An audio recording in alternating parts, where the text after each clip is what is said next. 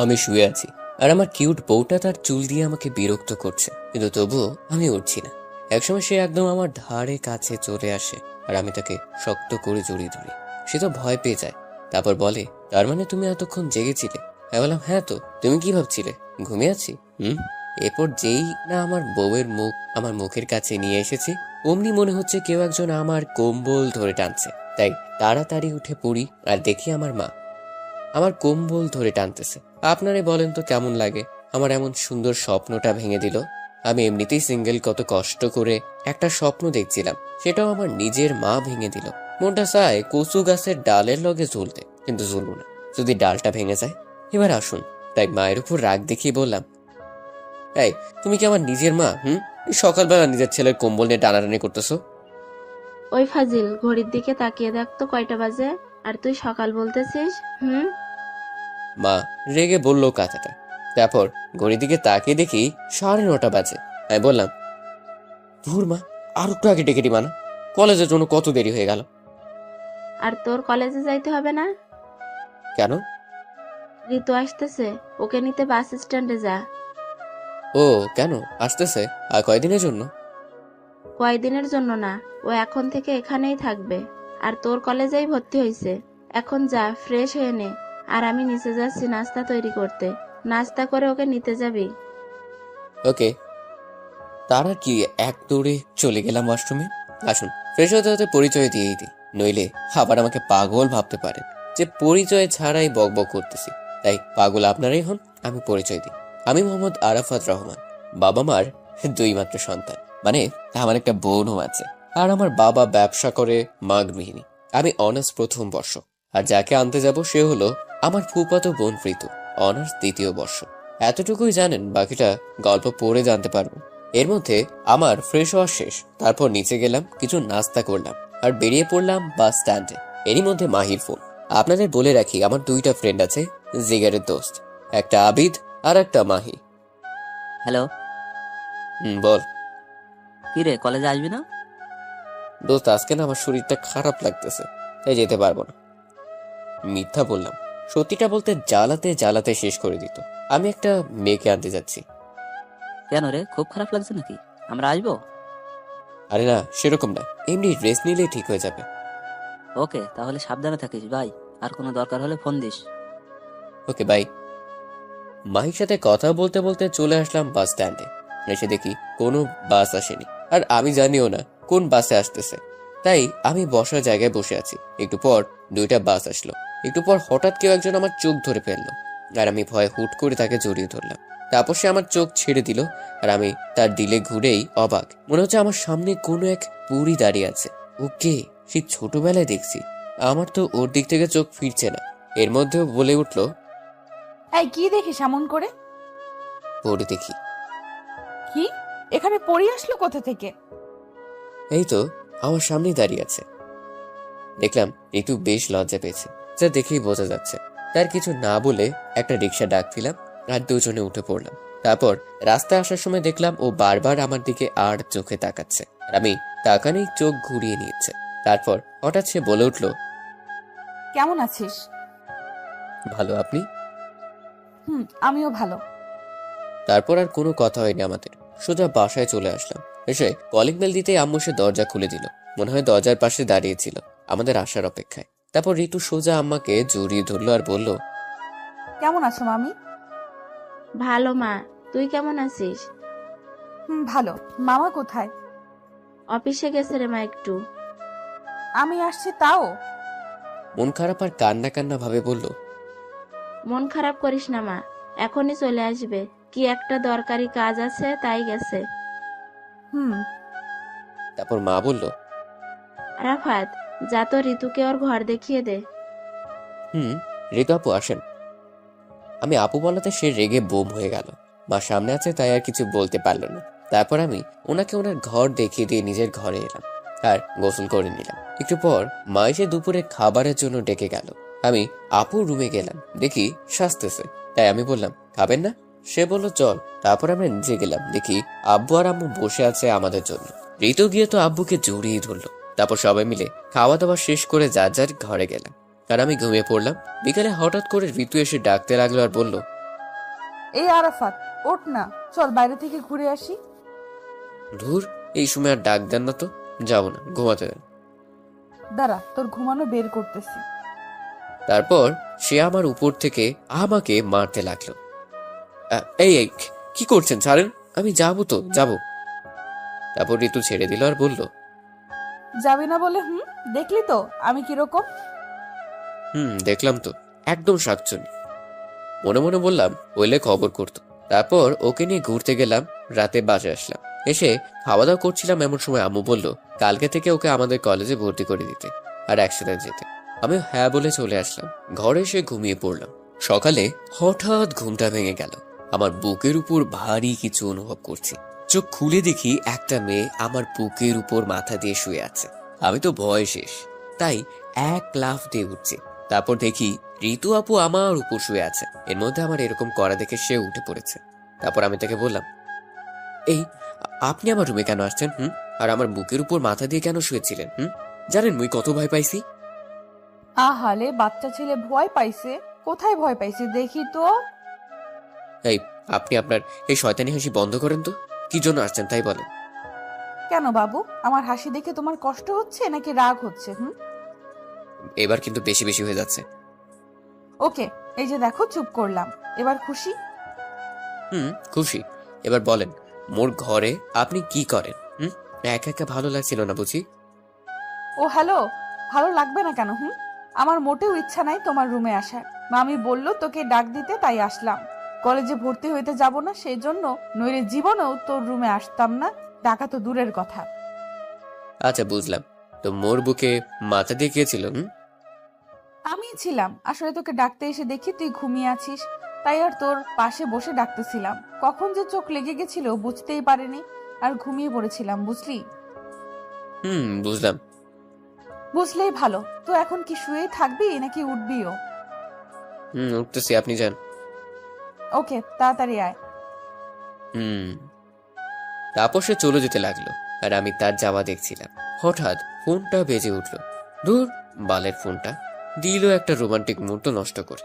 বাল ভালো লাগে না, আর তাই রাগ নিয়ে ফোনটা ধরলাম। হ্যালো। হ্যালো, কি রে, কি খবর তোর? মাহি বলল তোর নাকি শরীর খারাপ, তো এখন কেমন আছিস? আগেই বলেছি, মাহিয়ার আবিদ আমার জিগারের দোস্ত। সেরকম কিছু না, এমনি এখন ভালো আছি। ও ভালো, তো আজ থেকে কলেজে আসবি? যাব। ওকে, আই, দেখা হবে কলেজে, বাই। Okay, by. তারপর ফোনটা কেটে দিলাম আর ওয়াশরুমে চলে গেলাম ফ্রেশ হয়ে এসে রেডি হয়ে নিলাম। তারপর সিঁড়ি দিয়ে নিচে নামতেই মা বলল ঋতুকে ডেকে নিয়ে আসতে, তাই চলে গেলাম ঋতুর রুমে। হঠাৎ করে তার রুমে যাওয়াতে যা দেখলাম তা দেখার জন্য মোটেও তৈরি ছিলাম না। দেখলাম ঋতু শুধু ব্লাউজ আর পেটিকোট পরে দাঁড়িয়ে আছে। আমি তো দেখেই হা হয়ে গেছি। ঋতু আপুর ফর্সা পেট দেখা যাচ্ছে, আর তার সাথে ওর সুন্দর নাভি। আমাকে দেখেই সে শাড়িটা নিজের শরীরের উপর দিল, আর আমি খেতে আসেন বলেই দৌড়ে চলে আসলাম। এসে সোজা খাওয়ার টেবিলে বসলাম। আমাকে দেখে মা বলল, কে রে, ঋতু কই? আমি বললাম আসতেছে। তারপর ঋতু আসলো, এসে আমার সোজা বসলো। একটু পর আব্বু আসলো। তারপর আমরা সবাই খাওয়া শুরু করলাম। এর মধ্যে আব্বু বলল, আরাফাত, আব্বু বলো। ঋতুকে কলেজে তো আজকে ভর্তি করে দিবি। তোদের প্রিন্সিপালের সাথে কথা বলে রাখছি, আর ওকে প্রতিদিন তোর সাথে নিয়ে যাবি আর নিয়ে আসবি, বুঝলি? তারপর আমার খাওয়া শেষ হলো। আমি বাইরে চলে আসলাম। এসে ঋতু আপুর জন্য অপেক্ষা করতে লাগলাম। একটু পর সে আসলো, আর আমি খাওয়ার সময় খেয়াল করিনি, শরম পাইছিলাম। তো এখন দেখলাম আপু নীল শাড়ি পরেছে। আপুকে একদম পরীর মতো লাগতেছে। আমি তো তার দিক থেকে চোখই বেরাতে পারছি না। হঠাৎ সে বলে উঠলো, কি রে, এমন হা করে কি দেখছিস? আর এভাবে কি সারাক্ষণ দেখতে থাকবি নাকি? তার কথায় আমার হুঁশ এলো, আর আমি তার দিক থেকে চোখ নামিয়ে নিলাম। তারপর মনে মনে বললাম, একটু আগেই যা দেখালেন আর কি দেখবো। তারপর সে আবারও বলে উঠলো, ওই কি ভাবতেছিস? কিছু না। তো রিক্সা ডাক দে। তারপর আমি রিক্সা ডাক দিলাম। সে উঠে পড়লো, আর সাথে আমিও। একটু পর সে বলে উঠলো, আমাকে কেমন লাগতেছে বললি না তো? আমি তাকে রাগানোর জন্য বললাম, একটু ভালো লাগছে না, পুরোই ময়দা সুন্দরী লাগতেছে। আপু একে তো খারাপ বলেছি, তার উপর আপু যা শুনলে বোম হয়ে যায়। এবার আপনারাই বলেন কি হতে পারে। এটা শোনা মাত্র তার চোখগুলো লাল হয়ে গেল আর আমার দিকে তাকালো। আমি তো দেখেই ভয় শেষ। তারপর সে আমাকে বলল, আমাকে আপু বলেছিস তাই না? দাঁড়া, তোর মজা দেখাচ্ছি। তারপর আবার কি বলেছিস? হ্যাঁ, মনে পড়েছে, আমি ময়দা সুন্দরী তাই না? বলেই সে আমার চুলগুলো টানতে লাগলো। আর আমি বললাম, আমার ভুল হয়েছে, আমি মুখ ফসকে বলে ফেলেছি আপু। আর হ্যাঁ, আপনাকে খুব সুন্দর লাগতেছে। আমি একটু রাগানোর জন্য এমনটা বলেছি। কিন্তু কে শুনে কার কথা? একসময় আর না পেরে তার চুল ধরে তার মুখটা আমার মুখের সামনে আনলাম। তারপর 4 ঠোঁট এক করে দিলাম। এমনটা হওয়ায় সে পাথরের মতো হয়ে গেল। টানা 5 মিনিট পর তাকে ছেড়ে দিলাম। তারপর কেউ আর কারো দিকে তাকাচ্ছি না, আর কথাও হয়নি। এভাবে কলেজে চলে আসলাম। এসেই চলে গেলাম প্রিন্সিপালের রুমে, কারণ ঋতুকে তো ভর্তি করাতে হবে। স্যারের রুমের সামনে এসে, স্যার আসতে পারি? আরে আরাফাত রে, আসো আসো, ভিতরে আসো, বসো। ধন্যবাদ স্যার। তুমি কি ঋতু? জি স্যার, আমি ঋতু। তোমার মামার সাথে একটু আগেই কথা হয়েছে। ও, তো মামা কি বললেন? বললেন ভর্তি করে নিতে। তো তুমি কি তোমার সব কাগজপত্র নিয়ে এসেছো? স্যার, এই নেন। তারপর স্যার সব কাগজ দেখলো আর বলল, রেজাল্ট তো ভালোই। তারপর তাকে ভর্তি করে নিল আর আমাকে বলল ক্লাসটা দেখিয়ে দিতে। জি স্যার, এখন তাহলে আসি। আসো। আর হ্যাঁ, দুজনকেই বলছি, মন দিয়ে পড়াশোনা করো, okay? Okay sir. Okay sir. Good, এখন আসতে পারো। তারপর আমরা ওখান থেকে চলে আসলাম আর ঋতুকে ওর ক্লাসে দিয়ে আসলাম। আর আমি আমাদের পছন্দের জায়গায় গাছতলা চলে আসলাম। এসে দেখি মাহি আর আবিদ বসে আড্ডা দিচ্ছে। আমিও গেলাম আর বললাম, কেমন আছিস রে তোরা? আমরা আর কেমন থাকবো, যেমন ছিলাম তেমনই। কিন্তু তুই তো মনে হয় ভাবিকে নিয়ে খুব ভালো আছিস, তাই না? মানে, তোর কটা ঠিক বুঝলাম না। না বোঝার তো কিছু নাই। তুই যে একটা মেয়ের সাথে এক রিক্সায় কলেজে আসলি, মেয়েটা কে? আরে ওটা তো আমার। মাহি আর আবিদ একসাথে বলল। কি? বল বল, বল কে? বল, জিএফ কে? পাই আমাদের ভুলে যে গেলি? পাইয়ে আমাদের ভুলে গেলি হুম? তারপর তাদের আচ্ছা মতো পিটালাম আর বললাম, ওটা আমার ফুফাতো বোন। আমাদের কলেজে চান্স পাইছে তাই এখানেই ভর্তি হয়েছে, আর পড়বে, বুঝলি? বুঝলাম। গুড। এর মধ্যে হঠাৎ ক্লাসের ঘন্টা পড়ে গেল আর আমি বললাম, চল, ঘন্টা পড়েছে, ক্লাসে যাই। চল। তারপর সবাই মিলে ক্লাসে চলে গেলাম। ক্লাস করলাম। আমরা আবার ভালো ছেলে, 2টার বেশি ক্লাস করি না, তাই 2টা ক্লাস করে আবারও গাছতলায় চলে আসলাম। একটু পর দেখি আপু আসলো, সাথে কয়েকটা মেয়ে, হয়তো নতুন বন্ধু বানাইছে। তারপর আমাদের কাছে এসে বলল, কিরে ক্লাস বাদ দিয়ে এখানে কি? তারপর আমরা পিছনে তাকালাম আর আবিদ বলল, এটাই ভাবি না? তাই তো মনে হচ্ছে। চুপ শালা, মুখ বন্ধ করে রাখতে পারিস না? তারপর ওরা চুপ হয়ে গেল আর আমি আপুকে বললাম, এমনি ভালো লাগছে না, তাই আর ক্লাস করিনি। ও, তো আপনি এখানে? আমারও। চল বাসায় যাই। আমি আর কিছু না বলে চলে আসলাম। আসার সময় শুনতে পেলাম, মানে ওরা বলল খাওয়াতে, কিন্তু একদিন হবেই, তোর মনে রাখিস আরাফাত। তারপর আমরা বাসায় চলে আসলাম। এসে দরজায় কলিং বেল দিতেই আম্মু এসে দরজা খুলে দিল আর ঋতু যা করলো আর বলল আম্মুকে, আমি তো অবাক হয়ে গেলাম। মামি জানো, তোমার ছেলে না খুব খারাপ। কেন রে মা, কি করেছে ওই বান্দরটা? জানো মামি, আমরা যখন আসছিলাম বাড়িতে, হঠাৎ তোমার ছেলে বলল, তুই দাঁড়া আমি আসতেছি বলে একটা দোকানে গেল আর এক প্যাকেট সিগারেট নিয়ে আসলো, সাথে একটা খেতে খেতে। আমি কত বারণ করলাম কিন্তু শুনলো না। তারপর আমি তার থেকে সিগারেটটা ফেলে দিছি, সে ডাক দেখি আমাকে থাপ্পড় দিছে। আমি তো এটা শুনে মনে হয় আকাশ থেকে পড়লাম। তারপর আমি ঋতুর দিকে তাকালাম, দেখছি হাসতেছে। আমার তো সেই রাগ উঠল, ইচ্ছে করছে মেরে একেবারে শেষ করে দিই। কত বড় মিথ্যা কথা বললো আম্মুর সামনে। তারপর আম্মুর দিকে তাকালাম আর সাথে সাথে ঠাস ঠাস করে 2টা পড়লো আমার গালে। আর আম্মু তো রেগে আগুন। আম্মু তখন আমাকে বলল, এই শিক্ষা দিছি তোকে? এই শিক্ষা দিছি যে রাস্তাঘাটে সিগারেট খাবি? পুরাই রেগে মেগে কথাটা বললো আম্মু। আমি কখন ভালো ছেলের মতো কান্না কান্না ভাবে বললাম, বিশ্বাস করো আম্মু, আমি সিগারেট খাইনি। ঋতু মিথ্যা বলতেছে, আমাকে ফাঁসানোর জন্য এসব বানিয়ে বানিয়ে বলতেছে। তখন আম্মু বলল, ওই, আমার মেয়ে মিথ্যা বলবে কেন? ও তোর কোনো জন্মের শত্রু যে মিথ্যা বলবে? এরই মধ্যে ঋতু বলে উঠল, থাক মামি, ছেড়ে দাও, আর কিছু বলো না, আমি অনেক বকেছি। তখন আম্মু বলল, আমার মেয়ে বললো বলে তোকে ছেড়ে দিলাম, নয়তো। হায়রে দুনিয়া, নিজের মা দেখি আজকাল নিজের কথা বিশ্বাস করে না। কোথাকার বালের মেয়ে তার কথা বিশ্বাস করে, যে কিনা মিথ্যা বলতে ওস্তাদ। এরই মধ্যে আম্মু আবারও বলে উঠল। আর যেন কোনোদিন না শুনি। আমি শুধু মাথা নেড়ে চলে আসলাম ঘরে। ঘরে এসে আমার তো খুব রাগ হচ্ছিল। ঋতুর বাচ্চা কেমনি এটা করতে পারলো আমার সাথে? কেন আম্মুকে এসব বললো? কথাই বলবো না ওর সাথে। তারপর ওয়াশরুমে চলে গেলাম। একটু পর বাইরে আসলাম। এসে দেখি আবিদ ফোন দিছে। আমি ফোনটা ধরলাম। হ্যালো। হ্যালো, কি খবর? বাসায় পৌঁছেছিস? বাসায় তো পৌঁছেছি, কিন্তু খবর ভালো না। কেন, কি হয়েছে? শোন তাহলে। তারপর সব খুলে বললাম।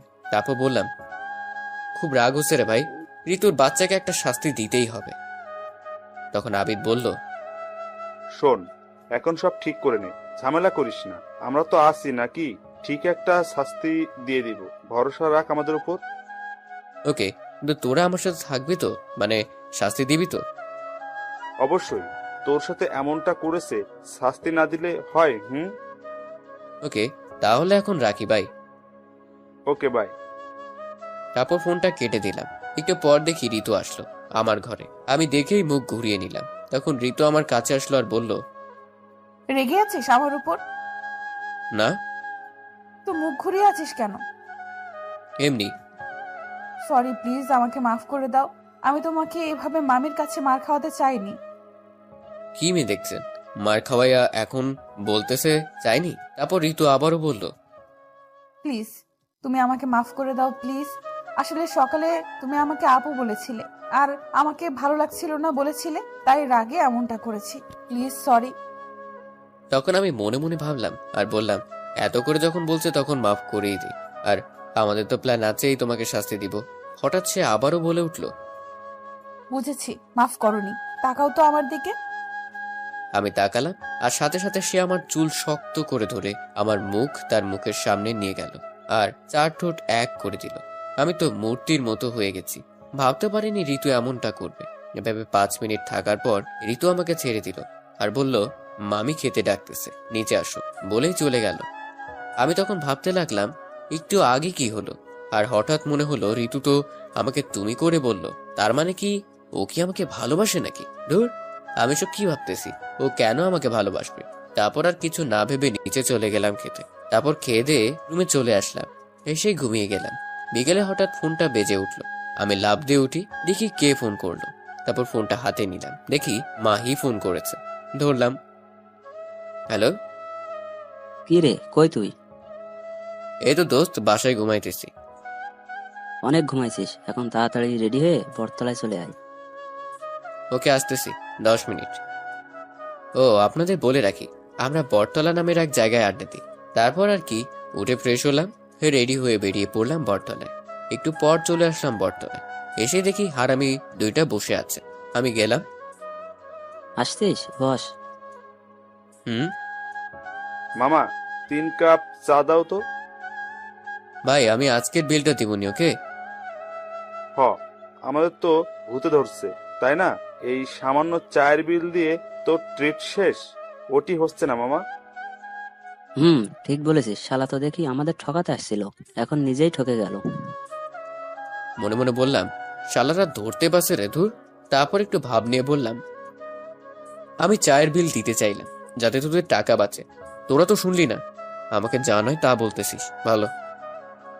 মামা, তুমি এখন যতই ভাবলাও কাজ হবে না, তোমাকে কিন্তু খাওয়াতেই হবে। ঠিক আছে, ঠিক আছে, খাওয়াবো। তার আগে আমাকে যেটা ফোনে বলেছিলি তার একটা ব্যবস্থা করে দে। তারপর আরে মামা, ওই জন্যই তো তোমাকে ডেকেছি। আমার কাছে একটা দারুণ প্ল্যান আছে। তো বল ভাই, কি প্ল্যান? আরে দাঁড়াও, বলতেছি। তার আগে বল, ঋতু আপু কি তোকে পছন্দ করে, মানে কেয়ার করে? শোনো তাহলে, আমরা 3 জন তো শুধু জানি মাহির জিএফ আছে, আর তো কেউ জানে না, তাই না? হ্যাঁ, মাহির একটা জিএফ আছে, এটা শুধু আমরা 3 জন জানি। আবিদের এই কথা শুনে মাহি কাশতে লাগলো। আরে ওরে কেউ পানি দে।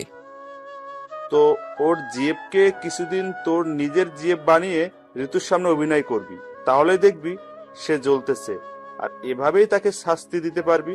কেমন লাগলো বল আইডিয়াটা? ঠিকই বলেছিস। বালের ঠিক বলেছিস, আর বালের আইডিয়া। আমি আমার জিএফ তোরে দিব না। দে না প্লিজ দোস্ত, আমি তো আর একেবারে জন্য নিচ্ছি না, কয়েকদিনের জন্য আর শুধু তো অভিনয় করব। আরাফাত তো ঠিকই বলেছে। তুই আর একটা কথাও বলবি না, শালা তোর জন্য এসব হলো। তারপর অনেক বুঝিয়ে মাহিকে রাজি করালাম এবং বলে আসলাম কালকেও জিএফকে নিয়ে আসতে কলেজে। তারপর বাসায় চলে আসলাম, এসে খেয়ে দিয়ে ঘুমিয়ে পড়লাম। আপুর সাথে একটা কথাও বলিনি, শুধু মনে মনে বলতেছি কালকে থেকে তোমার হবে। সকালে ঘুম থেকে উঠে তাড়াতাড়ি কলেজে গেলাম, কারণ মাহির জিএফকে সব বুঝিয়ে দিতে হবে। তারপর কলেজে গেলাম, দেখলাম ওরাও চলে আসছে। তারপর মাহির জিএফের সাথে কথা বলে সব বুঝিয়ে দিলাম। আর হ্যাঁ, মাহি সব বলে রাখছে, তাই বেশি কিছু করতে হয়নি। একটু পর আমরা গাছতলায় বসে আছি, মাহির জিএফ আমার পাশে। তখন দেখলাম আপু আসতেছে, তাই আবিদ আর মাহি চলে গেল। আমি আর মাহি জিএফ হাত ধরে বসে রইলাম। আমাদের এরকম অবস্থায় আপু দেখে আমাদের কাছে আসলো, আর যা করলো আমি তো ভাবতেও পারিনি। আপনারা কি ভাবছেন আমাকে দিছে? আরে না, মাহির জিএফকে দিয়েছে। আমি ভালো ছেলে বুঝলেন, সেটা আপু জানি, তাই মুইকে দেয়নি এমন একটা ভিটামিন। তারপর আপু বলতে লাগলো, ওই মেয়ে, কলেজে কি এসব করতে আসো? হ্যাঁ, পড়াশোনা বাদ দিয়ে একটা ছেলের সাথে গাছতলায় বসে প্রেম চলতেছে। সরি আপু। আর কিছু বলতে পারলো না, তার আগেই হাস করে আর একটা দিয়েছে আপু। আরে বেচারি নাটক করতে এসে ভিটামিন খাচ্ছে, আর তাকে থামিয়ে দিয়ে আবারও আপু বলল, কোনো সরি না, আর যেন কখনো এইসব না দেখি, বোঝা গেছে? মাই শুধু মাথা নেড়ে হ্যাঁ বলে চলে গেল, আর আমি এতক্ষণ নির্বাকের মতো দেখছিলাম এসব। এরপর মাহির চলে যাওয়ার পর আপু আমার দিকে তাকালো। আমি একবার তাকিয়ে বুঝতে পারছি আমার কপালে দুঃখ আছে, কারণ তার চোখ দেখে মনে হচ্ছে এক্ষুনি আগুন বের হবে। তাই আমি আর তার দিকে তাকালাম না, চোখ নামিয়ে নিলাম। আর সাথে সাথে ঠাস ঠাস ঠাস, ওমা, এবার দেখি থাপ্পড়টা আপু আমাকে দিছে। আপনারা ভালো না, আপনারা আমার জন্য দোয়া করেননি, বরং চাইছেন যাতে আমি মার খাই, তাই না? দুষ্ট সবাই। আসুন, আমি যেহেতু থাপ্পড়টা খেয়েই ফেলেছি, তখন কি আর করার। শুধু একটা কথাই বলি, আপনারাও যাদের বিয়ে হয়েছে তারা এখন থেকে বউয়ের হাতে থাপ্পড় খান, আর যারা করেনি তারা যেন বিয়ের পর খায়। মজা করে বললাম, প্লিজ কেউ কিছু মনে করবেন না। আর আমার দোয়া আমি মন থেকে করিনি, তাই চিন্তা নেই। তারপর আপু আমাকে বলল, এসব কি? তুই মেয়েদের সাথে হাত ধরে বসে থাকিস, তাদের সাথে প্রেম করিস? আপু আমি তো। চুপ, আর একটাও কথা বলবি না তুই। চল আজকে বাসায়, তারপর তোর হবে। প্লিজ আপু। বলতে না বলতেই ঠাস করে আবার চর। এবার আমি বুঝতে পারছি চরটা কেন দিল। সরি ঋতু, আর কখনো এমনটা হবে না, প্লিজ। বাড়ি থেকে কিছু বলো না প্লিজ। আমার মুখ থেকে তুমি শুনে আমার দিকে তাকালো, দেখে বুঝাই যাচ্ছে তুমি করে বলাতে রাগটা কমেছে। এরপর সে আমাকে বলল, কেন তুমি ওই মেয়েটার সাথে ওইভাবে কথা বলছিলে? কেন ওর সাথে প্রেম করতেছিলে? জানো না আমি তোমাকে? তুমি আমাকে কি? কিছু না। না বললে কিন্তু আমি আবার ওই মেয়েটার কাছে চলে যাব। তখন ঋতু আমাকে জড়িয়ে ধরলো আর বলল, দেখি তো কেমন করে যাও। আরে কি করছেন, সবাই দেখছে তো নাকি? দেখো, তাতে আমার কি? আপনার না হলেও আমার অনেক কিছু, ছাড়েন। তারপর জোর করে ঋতুকে ছাড়িয়ে নিল। তারপর আমি বললাম, তুমি যদি না বলো তুমি আমাকে কি, তাহলে কিন্তু আর কখনো তোমাকে তুমি করে বলবো না, আর কথাও বলবো না। তারপর আমার দিকে তাকিয়ে আবার নিজের দিকে তাকিয়ে বলল, আমি তোমাকে ভালোবাসি। আমি মনে মনে বললাম, এইটাই তো সে কবে থেকে শুনতে চাচ্ছি। তারপর একটু না জানার ভান করে বললাম, কি এসব কি বলতেছেন? মাথা ঠিক আছে তো নাকি? তারপর ঋতু বলল, আমার মাথা ঠিক আছে, প্লিজ আমাকে ফিরিয়ে দিও না। বলে জড়িয়ে ধরল। পাগলি, সেই ছোটবেলা থেকে তোমাকে ভালোবাসি আমি, আর তোমাকে পেয়েও ফিরিয়ে দিব। আমার কথা শুনে ঋতু আমার দিকে তাকালো আর বলল, তাহলে এতদিন বলনি কেন? আর ওই মেয়ের সাথে এসব তাহলে কি ছিল? তারপর পিছন থেকে হাততালির শব্দ এলো। আমরা একে অপরকে ছেড়ে দিলাম। তখন মাহি আর আবিদ এসে বলল, তাহলে ভাবি শেষমেশ হয়ে গেল?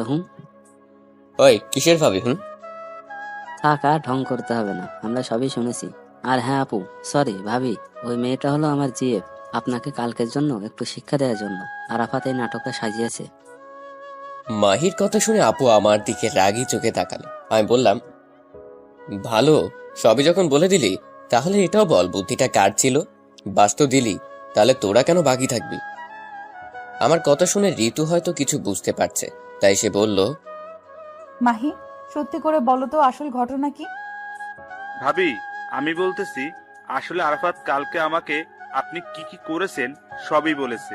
তারপর আমি বুদ্ধি করে ওকে এসবের কথা বলি, যাতে আপনাদের ভালোবাসাও প্রকাশ পায় আর কোনো সমস্যাও না হয়। আপুর হাত থেকে বাঁচার জন্য এসব বলল। তারপর আপু কি যেন ভাবলো আর বলল, ঠিকই করেছো, থ্যাঙ্কস।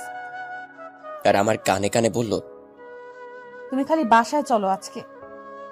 ওরা তখন বলল, ভাবি, খালি থ্যাঙ্কস দিয়ে কাজ হবে না, খাওয়াতে হবে। তখন বললাম, ওই কিসের খাওয়া রে? পেটুক। দেখছেন ভাবি, আমরা উপকার করলাম, তার জন্য একটু খাওয়ার কথা বললাম, আর ও আমাদের পেটুক বলতেছে। তখন আপু বলে উঠল, আচ্ছা ঠিক আছে, খাওয়াবো। তার আগে তোমাদের বন্ধুত্ব আমাকে প্রপোজই করলো না, তাহলে ভাবি আর হলাম কেমনে বলো? ঠিকই তো, ওই হারামি, ভাবিকে প্রপোজ কর যা। তখন ভাব নিয়ে বললাম, পারবো না। কেন পারবি না? তোরা শালা সবাই বেইমান, নিজেরা বাঁচার জন্য আমাকে ফাঁসায়া দেস, আর নিজেদের ভালোর জন্য অন্যের ক্ষতি হলেও কিছু ভাবিস না। দূর, বাদ দে তো এসব, আর প্রপোজ কর। বললাম পারবো না। তখন ওরা কিছু বলার আগে আপু বলে উঠল, কি বললি তুই? আর একবার বলতো। আর আমি তো বললাম প্রপোজ করবো ভাবতেছি। তখন ওরা হাসতে লাগলো। আমি তখন রাগ দেখে বললাম, চুপ শালারা। তখন আপু বলল, তাড়াতাড়ি প্রপোজ কর, বেশি সময় নাই। আজকে না করলে হয় না? না, হয় না, তাই আজকে করবি আর এক্ষুনি। আচ্ছা ঠিক আছে, করতেছি। তো রাগের কি আছে শুনি? বেশি না বকে প্রপোজ কর। তারপর প্রপোজ করতে শুরু করলাম। তুমি আমার কাছে মেঘ, আমার কাছে পরি, দিব তোমাকে সময়, আবার হাজারো ব্যস্ততা ছাড়ি। সকালের সূর্য তুমি, রাতের ওই চাঁদ, ভালোবাসায় জড়িয়ে রাখবো তোমায় সারা দিন রাত। হবে কি তুমি আবার পথ চলার সাথী? হবে কি আমার শেষ ভরসা? গোলাপের প্রথমে কলি আসে, পরে আসে ফুল, আমি তোমায় ভালোবাসি ঋতু, আই লাভ ইউ। তারপর ঋতু আমাকে শক্ত করে জড়িয়ে ধরল আর বলল, হ্যাঁ, আমি তোমার সব হব। এরই মধ্যে ওরা বলে উঠল, অনেক হয়েছে প্রেম প্রীতি, এখন চলেন, আমাদের ট্রিট দিবে। যাবো তো। তার আগে মাহি তোমার জিএফ কে তাকে ডাক দাও। তারপর মাহিদার জিএফ কে ডাক দেয়। সে আসে, তারপর ঋতু তাকে সরি বলে, মাপ চায়, সেও মাপ করে দেয়। তারপর সবাই মিলে একটা হোটেলে যায় এবং দুপুরে খাবার খেয়ে নেয় এবং বাড়ি চলে যায়। এভাবেই তাদের ভালোবাসার মধ্য দিয়ে দিন চলতে থাকে। এভাবে কিছুদিন যায়। কয়েকদিন পর সকালে নাস্তার টেবিলে বসে সবাই বসে নাস্তা করছিল। হঠাৎ ঋতু বাবাকে যা বলল তা শুনে মনে হয় আমি আকাশ থেকে পড়লাম। মামা, আমি তোমাদের কাছে বোঝা হয়ে আছি, তাই না? আব্বু তখন খাওয়া বাদ দিয়ে ঋতুর দিকে তাকালো আর বলল, এ সময় কি কথা মামুনি? আমরা কখন তোকে এসব বলেছি যে এসব বলতেছিস? মামা, তোমরা তো কিছু বলনি। বলেছে তো তোমাদের আদরের সন্তান আরাফাত। আমি তো ঋতুর কথায় আকাশ থেকে পড়লাম। আরে আমি এসব কখন বললাম? তখন আব্বু বলল, দেখছো আরাফাতের মা, তোমার ছেলে কতটা কুলাঙ্গার হয়ে গেছে। আমার মেয়েকে কি সব বলতেছে, ওকে তো আমি। বলেই লাফ দিয়ে উঠলো চেয়ার থেকে। তখনই আম্মু আব্বুকে আটকালো আর বলল, দেখো, এখন খাওয়ার টেবিলে কিছু করো না। ও না বুঝে করেছে, এবারের মতো ছেড়ে দাও। তখনই ঋতু বলে উঠল, থাক মামা, মাফ করে দেন ওকে।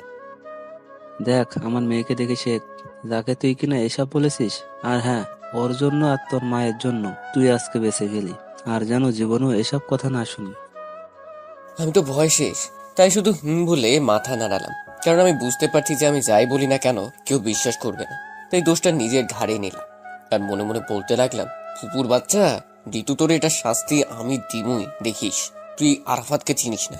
তারপর আপু উঠে চলে গেল, সাথে আম্মু গেল। তখন আমি আর ঋতু ছিলাম টেবিলে বসে। তখন সে বলে উঠল, কিরে, কেমন বাস খাওয়ালাম? আর মেয়েদের দিকে তাকাবি? বল, তাদের সাথে কথা বলবি? ও, এবার বুঝলাম কেন ঋতু আমাকে এত বড় বাস দিল। আপনারা হয়তো কিছু বুঝতে পারেনি। যে আমার মতো ভদ্র কিউট সাদা সিধা ছেলেকে ঋতুকেও বা বাস খাওয়ালো আর এসব বললো। আসুন একটু অতীত থেকে ঘুরে আসি। অতীত কয়েকদিন আগের কথা।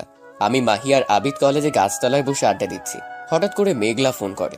হো, আপনাদের তো বলাই হয়নি, মাহির জিএফ এর নাম মেঘলা আক্তার। আমরা ভালোবেসে মেঘলা বলে ডাকি। টুকু মাহি ভালোবেসে মেঘলা বলে ডাকে, তাই আমরাও ডাকি। আমরা জিগারের দোস্ত কিনা। তারপর মাহি ফোনটা ধরে তখন মেঘলা বলে, কোথায় আছো তুমি? এই তো শোনা, আরাফাত আর আবিরের সাথে কলেজের সেই গাছতলায় বসে আছি। কেন, কি হয়েছে? আসলে আমি না একটু শপিং করতে যাব, তুমি কি আসতে পারবে প্লিজ? আচ্ছা ঠিক আছে, কোথায় আসতে হবে বলো, আমি আসতেছি। Thank you Babu. বিগ বাজার মলে চলে আসো। ওকে শোনা, আসতেছি, বাই।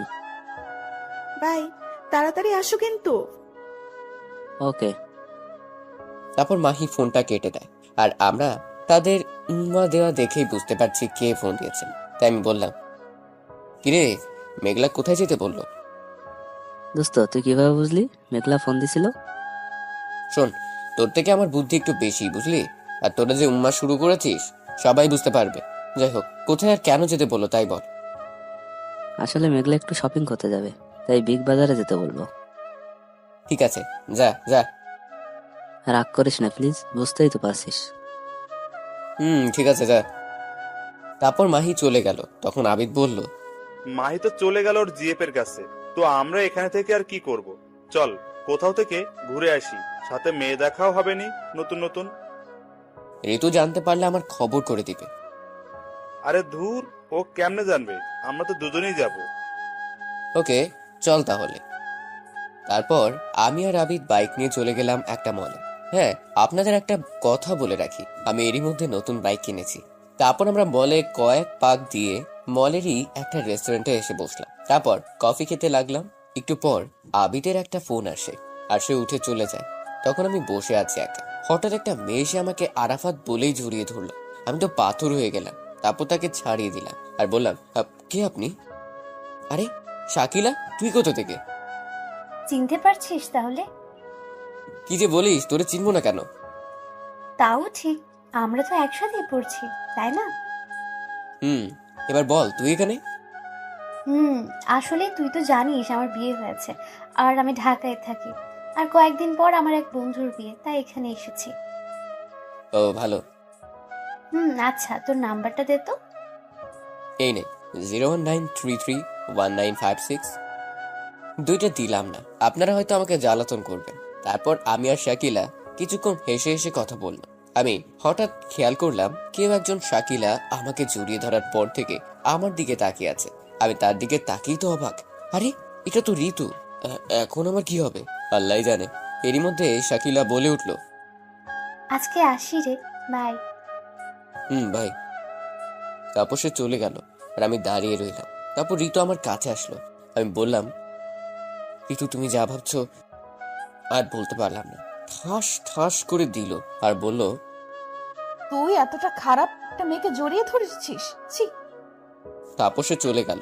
এরই মধ্যে আবিদ এসে বলল, বন্ধু কিছু মনে করিস না, আমি শাকিলার আসার পর থেকে এখন পর্যন্ত সবই দেখছি, চিন্তা নাই, সব ঠিক হয়ে যাবে। বুঝি না সব খালি আমার সাথেই কেন হয়। বাদ দে, চল বাসায় যাই। চল। তারপর আমরা বাসায় চলে আসলাম। আস্তে আস্তে রাত হয়ে গেছে, তাই এসেই শুয়ে পড়েছি। সকালে কি হলো আপনারা তো জানেনই। আসুন এখন বাস্তবে ফিরি। বাস্তব। তখন ঋতুকে বললাম, চোখে দেখা সবসময় ঠিক হয় না আর সত্যি হয় না। যার জন্য আমার সাথে এমনটা করলেন সেটা আসলে সত্যি নয়। ও আমার কাস্ট ফ্রেন্ড ছিল আর ওর বিয়ে হয়ে গেছে। এতদিন পর দেখা, তাই এমনটা করেছে। আর আপনি কিছু না জেনেই ভালো, খুব ভালো থাকেন বলে উঠে চলে আসলাম। তখন ঋতু ভাবতে লাগলো, আসলে তো আমার খোঁজ নেওয়া উচিত ছিল। আমি কিছু না জেনে শুনে আরাফাতের সাথে এরকম করলাম। সে যদি আমাকে ভুল বুঝে ছেড়ে চলে যায়, না, এ আমি কি করলাম? বলেই কান্না করতে লাগলো। তখনই মা এসে বলল, কি হয়েছে? সে কিছু না বলে কান্না করতে করতে উপরে চলে গেল আর আমার রুমের সামনে এসে কান্না করতে করতে বলল, প্লিজ আমাকে মাফ করে দাও প্লিজ, আমার ভুল হয়েছে, আমি আর কখনো এমনটা করব না, সত্যি। প্লিজ আপনি এখন ন্যাকা কান্না করবেন না তো, আমার ভালো লাগছে না, যান এখান থেকে। আর হ্যাঁ, আমি আপনাকে ভালোবাসি না, যান। যে ভালোবাসার মানুষকে ভুল বুঝে সন্দেহ করে তাকে না ভালোবাসাই ভালো। প্লিজ আরাফাত, তুমি এসব বলো না। তুমি এসব বললে আমি কিন্তু সুইসাইড করব। যা খুশি করেন জানতো, আমি আপনাকে আর দেখতেও চাই না। আচ্ছা ঠিক আছে, ভালো থেকো, বাই। আমি তোমাকে সন্দেহ করি তো, আসলে আমি তোমাকে ভালোবাসি, তাই আমি এমনটা করি। আর হ্যাঁ, তুমি যেহেতু কখনো আমার এই মুখ দেখতে না চাও, আমি ওর দেখাবো না, বাই। তারপর ঋতু দৌড়ে নিচে চলে গেল। আমি টেবিলের উপর থেকে ফল কাটার ছুরি দিয়ে নিজের হাত কেটে ফেললো। যখন মা এসব দেখে দৌড়ে রান্নাঘর থেকে ঋতুর কাছে আসলো, এসে চিৎকার দিয়ে উঠলো আর বলল কি হয়েছে, কেন সে এমনটা করলো। ঋতু কিছু না বলে মায়ের কোলে জ্ঞান হারিয়ে ফেললো। এরই মধ্যে আমি মায়ের চিৎকার শুনে দৌড়ে নিচে চলে আসি। এসে দেখি ঋতুর হাত থেকে রক্ত পড়ছে, যা দেখে আমার পায়ের নিচ থেকে মাটি সরে গেল। আমি ভাবতে লাগলাম যে ঋতু তাহলে সত্যি সত্যি সুইসাইড করলো। না, আর ভাবতে পারছি না। এরই মধ্যে মা বলে উঠলো, দেখো আরাফাত, ঋতু কি করে ফেলেছে, তুই কিছু একটা কর। মা তুমি কান্না করো না, আমি এক্ষুনি ওকে হাসপাতালে নিয়ে যাচ্ছি। বাবা, তাই কর, আমার মেয়েটাকে তুই বাঁচা। তারপর আমি ঋতুকে কোলে তুলে নিয়ে গাড়িতে বসালাম আর নিজে গাড়ি চালিয়ে ঋতুকে হাসপাতালে ভর্তি করে দিলাম। কিছুক্ষণের মধ্যে আবিদার মাহিও চলে আসলো। আমি ওদের দেখে জড়িয়ে ধরে কান্না শুরু করে দিলাম। ওরা আমাকে সান্ত্বনা দিতে থাকে আর বলতে থাকে, সব ঠিক হয়ে যাবে, চিন্তা করিস না, ঋতুর কিচ্ছু হবে না। কয়েক ঘন্টা পর ডাক্তার বেরিয়ে আসলো আর বলল, রোগীর আত্মীয় স্বজন কে আছে? কাছে গিয়ে বললাম, আমার কি হয়েছে বলুন। দেখুন, রোগীর অনেক রক্ত বের হয়ে গেছে, তাই এখনই বি পজিটিভ রক্ত লাগবে। তখনই আবিদ বলে উঠলো, স্যার, আমার রক্ত বি পজিটিভ, আমি রক্ত দেব। ওকে, তাহলে আসেন আমার সাথে। চলেন। তারপর আবিদ আমাকে বলল, এই, আমি রক্ত দিতে যাচ্ছি, দেখবি ভাবি একদম ঠিক হয়ে যাবে। আর তুই কিন্তু একদম কান্নাকাটি করবি না, বলে দিলাম। তারপর আমি আবিদকে জড়িয়ে ধরে কান্না কান্না করতে লাগলাম। তখনই আবিদ বলে উঠলো, কান্না করতে মানা করলাম না তোকে? সরি, আর কান্না করবো না। এই তো গুড বয়। মাহি, আরাফাতকে দেখে রাখিস, আর কান্না করলে শুধু আমাকে বলবি, তারপর দেখবি আমি এসে কি করি। ঠিক আছে। আসলে সত্যিকারের বন্ধুরা এমনই হয়, বন্ধুর জন্য মনে হয় জীবন দিতেও দ্বিধা করবেন। আমি দোয়া করি আল্লাহর কাছে। তারপর আবিদ চলে গেল। কয়েক ঘন্টা পর ডাক্তার বেরিয়ে এলো, সাথে আবিদও এলো। এসে আবিদ বলল, বলছিলাম না ভাবির কিছু হবে না। গিয়ে আবিদকে জড়িয়ে ধরলাম আর বললাম, সত্যি আজকে তুই না থাকলে কি যে হতো, থ্যাঙ্কস রে দোস্ত। আবিদ আমাকে ধাক্কা দিয়ে সরিয়ে দিল। আমি তো অবাক। তারপর সে মাহিকে বলল, মাহি দেখ তো, এই কি আমাদের আরাফাত, যে বন্ধু হয়ে বন্ধুকে থ্যাঙ্কস দেয়? ওর সাথে কথা নাই, চল। বলে চলে যেতে লাগলো। আমি বুঝতে পেরে আটকাইলাম আর তাদের সামনে গিয়ে কান ধরল আর বললাম, সরি। না না, কি বলতেছি, বন্ধুদের তো নো সরি নো থ্যাঙ্কস। এবার তাহলে বুঝেছিস? বলেই ওরা দুইজন আমাকে জড়িয়ে ধরলো। তখন ডাক্তার বলল, আপনার 3 বন্ধু নয়, মনে হচ্ছে এক এক ভাই। দোয়া করি আপনাদের বন্ধুত্ব যেন সারা জীবন এরকমই থাকে। Thanks doctor. Hmm doctor, Ritu কেমন আছে? এখন অবশ্য ঘুমিয়ে আছে, ঘুমের ঔষধ দিছি তো। ও, তো ঘুম ভাঙবে কখন? এই কিছুক্ষণের মধ্যেই। বলে ডাক্তার চলে গেল। এরই মধ্যে মা চলে আসলো। আসলে ওই সময় মাকে সাথে করে আনিনি। তারপর মা এসে বলল, আরাফাত, আমাদের ঋতু এখন কেমন আছে? মা এখন ভালো আছে। এরই মধ্যে ঋতুর বাবা মা, মানে আমার শ্বশুর শাশুড়ি থুকু, এখনো তো হয়নি, মানে আমার ফুপ্পা ফুপ্পি চলে এসছে। এসেই বলতেছে ঋতু কোথায় আর কেমন আছে। আমি বললাম, আপনাদেরকে জানানো ঋতুর ব্যাপারে। আমি বলেছি। ও, ভিতরে আছে আর ভালো আছে, ঘুমিয়ে আছে। এরই মধ্যে আব্বু চলে আসছে। তক্ষুনি একজন নার্স এসে বলল, রোগীর ঘুম ভেঙেছে। এটা শুনে সবাই মিলে ঋতুর কাছে গেল, শুধু আমি, আবিদার মাহি ছাড়া। তারপর মা এসে বলল, ঋতু ডাকতেছে আমাকে। আবিদার মাহি বলল, যা ভিতরে যা। যা। তারপর আমি ভিতরে গেলাম। সবাই বের হয়ে আসলো। তখন ঋতু বলল, কেন এসেছিস তুই এখানে? তুই না বলেছিলি আমার মুখ দেখতে চাস না? তক্ষুনি আমি ঋতুর কাছে গেলাম আর সাথে সাথে ঠাস করে একটা থাপ্পড় দিলাম। তুই আমাকে মারলি? তখন আমি ঋতুর মাথার কাছে গিয়ে বসলাম আর বললাম, মারলাম। আমার বউকে আমি মারবো না তো কে মারবে শুনি? আমার মুখে বউ ডাক শুনে ঋতু আমাকে জড়িয়ে ধরে কান্না করে দিল। আমিও তাকে জড়িয়ে ধরলাম। ভালোই যখন বাসো, তাহলে কালকে ওর বলেছিলে কেন? প্লিজ বাদ দাও, তখন আমার মাথা ঠিক ছিল না। আর হ্যাঁ, ওটার জন্য সরি। না, শুধু সরি বললে চলবে না। তো কাছে আসো বলতেছি।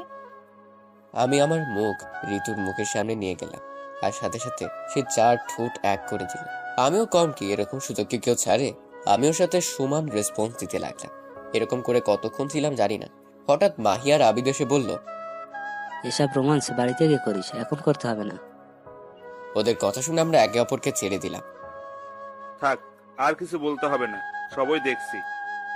ওই শালা, দেখছি যখন তখন আর একটু দেখতি, ডাক দিলি কেন? আহারে, শালা শখের প্রেমে আমরা সমস্যা করলাম। আমার বিয়ে তো কালকে পরের দিন, ওখানে গিয়ে না হয় বাকিটা সেরে নিস। তোর বিয়ে মানে কার সাথে? আর এখন বলতেছিস কেন? সকালে বলার জন্য তোর বাসায় আসছিলাম, আর তোর মা যা বললো শুনেই তো এখানে আসলাম বলার জন্য। যাই হোক, বাদ দে। আমিও কিন্তু যাব মাহি ভাইয়া।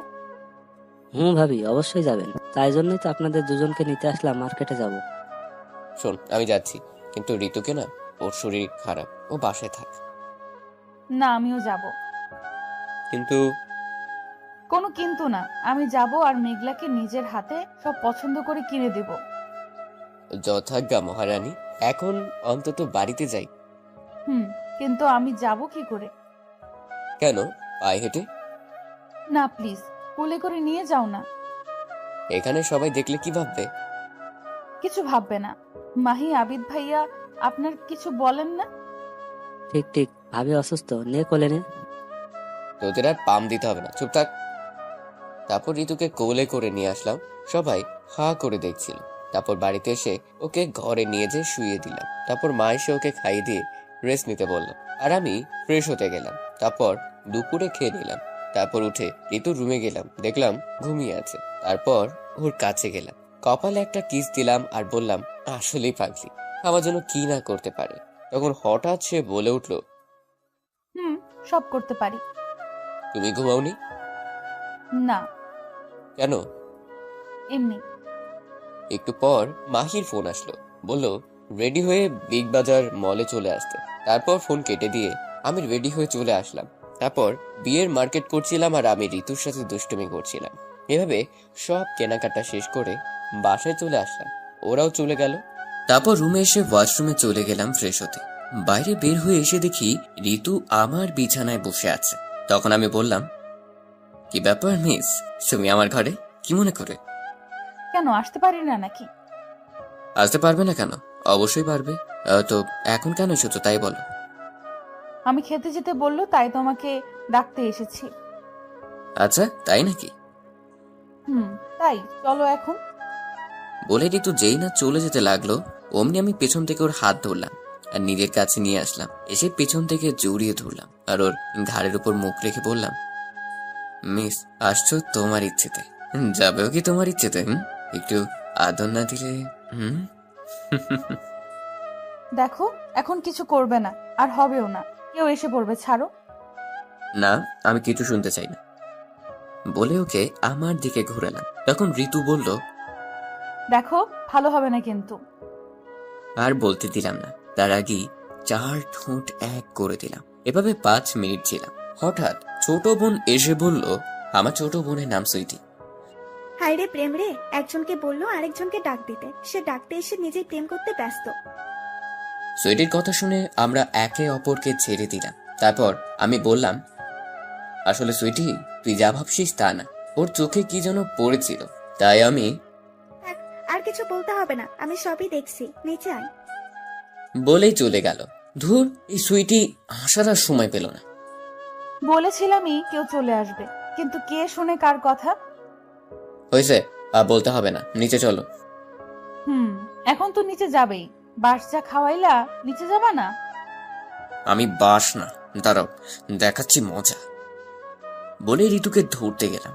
ও দৌড়ে চলে গেল, সাথে আমিও গেলাম। তারপর খাওয়ার টেবিলে আমরা সোজাসুজি বসলাম। আমাদের দেখে সুইটি খালি হাসতেছে। আমি ওর কানে কানে বললাম, চুপ, এত হাসিস কেন? ঘরের ভেতরের ঘটনা কি বলে দেব? ভয় দেখাচ্ছিস আমাকে? বোন, তোর পায়ে ধরি, কিচ্ছু বলিস না। চকলেট দিমুনি? ওকে, মনে থাকে জানো। অবশ্যই। তারপর আমরা খেতে লাগলাম সবাই মিলে। আর আমি ঋতুর পায়ে সুরসুরি দিচ্ছি। ও খেতে পারতেছে না। এরই মধ্যে মা হঠাৎ বলে উঠল, আরাফাত শোন, মা বলো। বলছিলাম কি, ঋতু তো বড় হয়েছে, তো আমরা সবাই মিলে ঠিক করছি ওরে বিয়ে দিব। তুই কি বলিস? মায়ের এই কথা শুনে আমি মনে হয় আকাশ থেকে পড়লাম। তখন আমি ঋতুর দিকে তাকালাম, দেখি সেও আমার দিকে তাকিয়ে আছে। এরই মধ্যে মা আবারও বলে উঠল, কি রে বল। মা এত তাড়াতাড়ি ওর বিয়ে দিবা? আরো পরে দাও, আগেও পড়াশোনা শেষ করুক। ছেলেটা খুব ভালো, আর ছেলের বাবা মা বলেছে বিয়ের পরও তাকে পড়াবে। এইদিকে এইসব শুনে আমার বুকে ব্যথা অনুভব করলাম, তাই আর বেশি কিছু না বলে শুধু বললাম, যা ভালো হয় করো। বলেই ঘরে চলে আসলাম। তখন মা বলল, এটা কি হলো? ও ঘরে গেল কেন? থাক, বাদ দাও তো মা, যে চাই যাক, তুমি বিয়ের কথা বলো। কিন্তু তাও। বাদ দাও না মামি, এসব বিয়ের কথা পরে না হয় দিও, আরাফাত যখন অমত দিচ্ছে। না ঋতু, তাদের ইচ্ছে তোকে তাদের ছেলের বউ বানাবে। তারপর তারা একটু কথা বলে খাবার শেষ করলো। তারপর ঋতু আমার রুমে আসলো। হঠাৎ চলে আসলে যে? কেন আসছি জানো না? কিন্তু সবাই কি ভাববে? বারে বারে এইদিকে আমার ভালোবাসার মানুষকে আমি হারাতে চলেছি, আর তুমিই ভাবতেছো কে কি ভাবলো। এতটা ভালোবাসো আমাকে? আর কিছু না বলেই ঋতুকে জড়িয়ে ধরলাম আর বললাম, আমি তোমাকে ছাড়া বাঁচবো না। আমি তো ঠিক আছে, আমরা মাহির বিয়ে হয়ে গেলে আমাদের ভালোবাসার কথা বলবো সবাইকে, ঠিক আছে? তারপর হঠাৎ মাহির ফোন আসলো। আমি ধরলাম। সে বলল, সকাল সকাল চলে আসিস কিন্তু, অনেক কাজ আছে। ওকে। তারপর ফোন কেটে দিয়ে ঋতু ওর ঘরে গেল। আমি শুয়ে পড়লাম আর ভাবতে লাগলাম, আমি কি সত্যি ঋতুকে হারিয়ে ফেলবো? তারপর কখন যে ঘুমিয়ে গেছি মনে নেই। সকালে ফোন বাজতেছে, আমি ঘুম চোখে নাম না দেখেই দৌড়লাম। হ্যালো। ওই শালা কিসের হ্যালো? কই তুই? এই তো বাড়িতে। কেন, কি হয়েছে? কেন, কি হয়েছে? দেখ তো কয়টা বাজে, তোকে কখন আসতে বলেছি? তখন ঘড়ির দিকে তাকিয়ে দেখি 7টা বাজে। তারপর আমি বললাম, 5 মিনিট আসছি বন্ধু, দাঁড়া। তারপর ফোন কেটে দিয়ে কোনো রকম ফ্রেশ হয়ে চলে গেলাম মাহির বাসায়। তারপর থেকে শুরু হলো কাজ আর কাজ। হঠাৎ ফোন আসলো, দেখি ঋতু ফোন দিয়েছে। হ্যালো। খাইছো দুপুরে? না, এখন খাবো কেন? সময় হোক, খাবনি। তুমি খাইছো? সময় আবার কখন হবে? দেখো তো কয়টা বাজে। ঘড়িতে দেখি 3টা বাজছে। হায় হায়, কাজের খেয়ালই নাই যে কয়টা বাজে। তারপর সে বলল, তাড়াতাড়ি খেয়ে নাও। আর শোনো। বলো। সন্ধ্যায় তাড়াতাড়ি রেডি হয়ে থেকো, আমি নিতে যাবনি। ওকে। তারপর ফোন কেটে দিলাম। আবারও কাজে মন দিলাম, খাওয়ার কথা মনেই নাই। এভাবে সন্ধ্যা হয়ে গেল। আমি ঋতুকে নিতে গেলাম। ঋতুর রুমে গেলাম, গিয়ে দেখলাম সে একটা নীল শাড়ি পরে আছে। মনে হচ্ছে একটা পরী বসে আছে আমার সামনে। তারপর সে চোখে কাজল দিল, মেকআপ করেনি, এমনিতেই যে সুন্দর। তারপর সে ঠোঁটে লিপস্টিক দিতে লাগলো। আমি বললাম, এটা দিও না। তুমি কখন আসলে? একটু আগে। আর হ্যাঁ, ওটা দিও না, আমার সব পছন্দ না। ওকে। তারপর ঋতুকে নিয়ে চলে গেলাম মাহির বাসায়। তারপর সবাই মিলে আনন্দ করে গায়ে হলুদের অনুষ্ঠান শুরু হলো। আর আমরা মানে আমি আর আবিদ শুধু মেয়েদের সাথে টাঙ্কি মারতে লাগলাম। হঠাৎ দেখি ঋতু আমাকে ধরে নিয়ে একটা ঘরে গেল। তখন আবিদ বলল, আজকে তুই শেষ। তখন তাকে দেখি ঋতুর চোখ দিয়ে আগুন বের হচ্ছে রাগে। কি হয়েছে, এভাবে ঘরে আনলে কেন?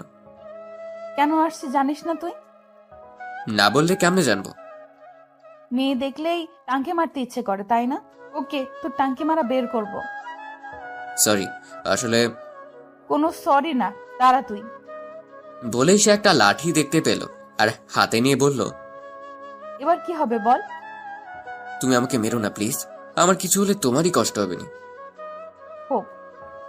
আচ্ছা সরি, আর জীবনেও এমনটা করবো না, প্রমিস। ঠিক তো? 100% ঠিক। ওকে।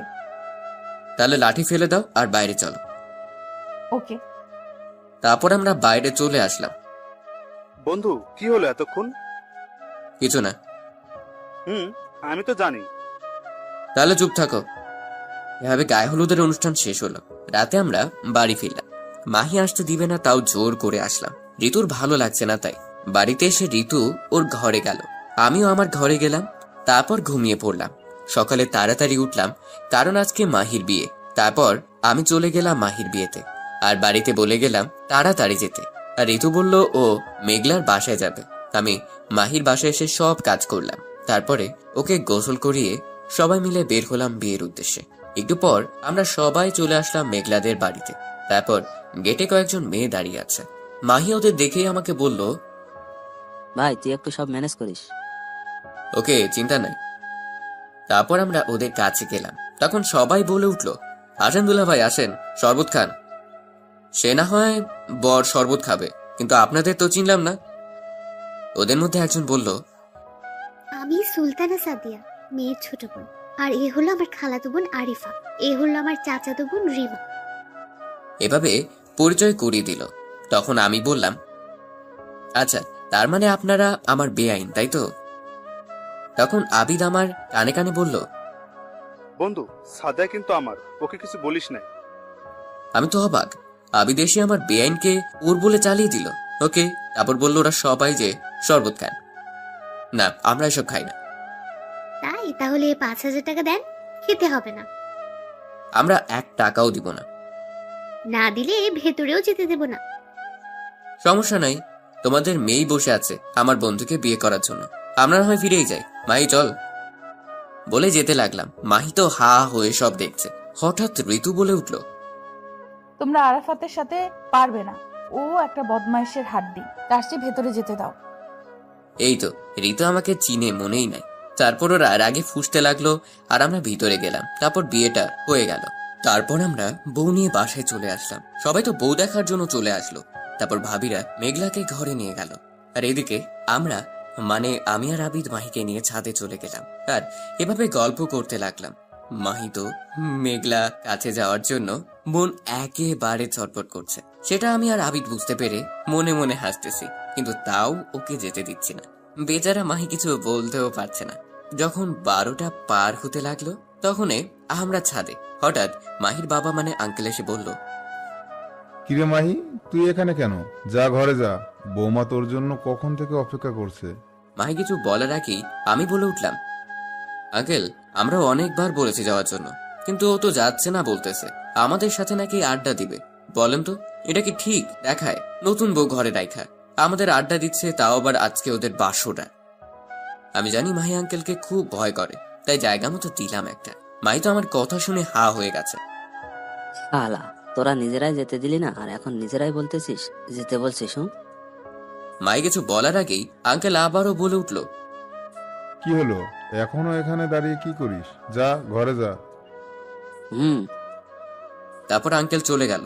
মাহি আমাদের দিকে রাগি চোখে তাকাবার বলল, আমাকে যেতে বলছিস তাই না? আরে কুল কুল, এত রাগে কি আছে? আমরা তো একটু মজা করলাম। চল, তোকে ঘরে দিয়ে আসি। আজকে আর কিছু বলবো না, পরে সব ঠিকই নেবো, দেখিস। ওকে। তারপর আমরা মাহিকে ওর বাসর ঘরের সামনে নিয়ে আসলাম। এসেই তো দেখি ঋতু ভাবিরা দরজা আটকে রাখছে। ভাই কিছু একটা কর, নইলে আজ আর আমার বাসর হবে না। আহারে বেচারা, ওকে কিছু একটা করতেছি। হাজার হোক তুই আমার বন্ধু বলে কথা। তারপর আমরা সবাই মিলে বাসর ঘরের সামনে গেলাম। ভাবিরা কি দেবর বাসর করবে নাকি? মাই কিছু বলছে না, শুধু আমার দিকে তাকাচ্ছে। আমি বুঝতে পারলাম ঘটনা, তাই বললাম, ভাবি, এসব আবার বলা লাগে নাকি? তোমরা কি করনি নাকি? জানো না বুঝি যে জিজ্ঞেস করতেছো?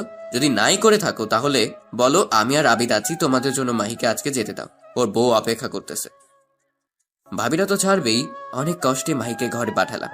এর মধ্যে ঋতুর দিকে তাকিয়ে দেখি আমার দিকে চোখ লাল করে তাকিয়ে আছে। আমি তো ভয়ে শেষ।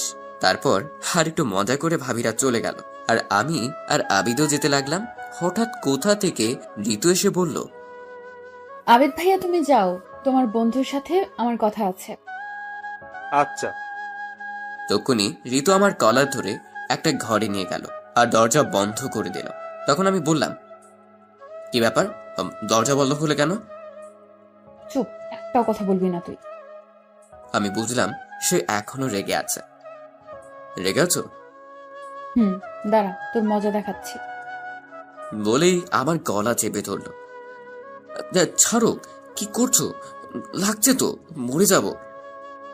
যা, তুই মরেই যা। তুই মরে গেলে আর ভাবিদের সাথে টাঙ্কি মারতে পারবি না। আচ্ছা, আর কখন এমন হবে না, প্লিজ ছেড়ে দাও। কিন্তু সে ছাড়ছে না, তাই আমি বাধ্য হয়ে ওর মাথার পিছনে হাত দিলাম আর চুল মুঠো করে ধরে 4 ঠোঁট এক করে দিলাম। আমার এমনটা করে ঋতু মনে হয় বরফ হয়ে গেছে। একটু পর আমি তাকে ছেড়ে দিলাম। একটু পর শান্ত হয়ে ঋতু আমাকে বলল, কেন করো তুমি এমনটা? জানো না তোমার পাশে অন্য কাউকে ভাবতেও পারি না আমি? আর তুমি কি না? তখন ঋতুকে জড়িয়ে ধরলাম। তারপর ওকে বললাম, আরে পাগলি, আমি তো মজা করি সবার সাথে, তুমি বুঝো না? আর হ্যাঁ, আমি কখনোই তোমাকে ছাড়া অন্য কাউকে ভালোবাসবো না, প্রমিস। আর তোমাকে কখনো ছেড়েও যাব না।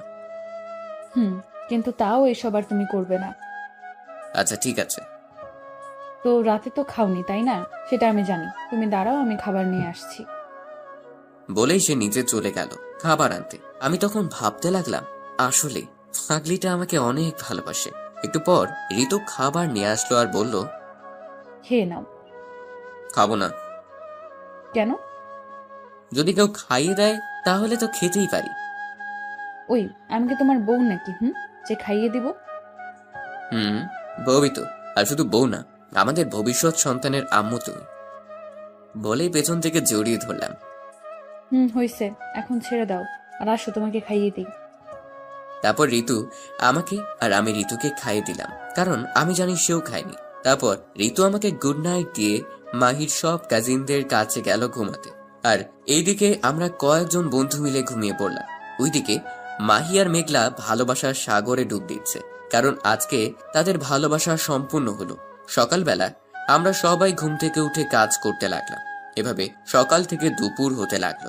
মেয়ের বাড়ির লোকজন সবাই আসতে লাগলো। আবিদের তো কোনো খবরই নাই, কারণ সাদিয়া আসছে না, ওর সাথেই ব্যস্ত। তারপর দুপুরে খাবার খাওয়ার পর সবাই চলে যেতে লাগলো। আর এইদিকে আবিদ সাদিয়ার নাম্বার নিয়েছে। আর হ্যাঁ, সাদিয়াও আমাদের কলেজেই পড়াশোনা করে, সেও আমাদের 1 বছরের বড়।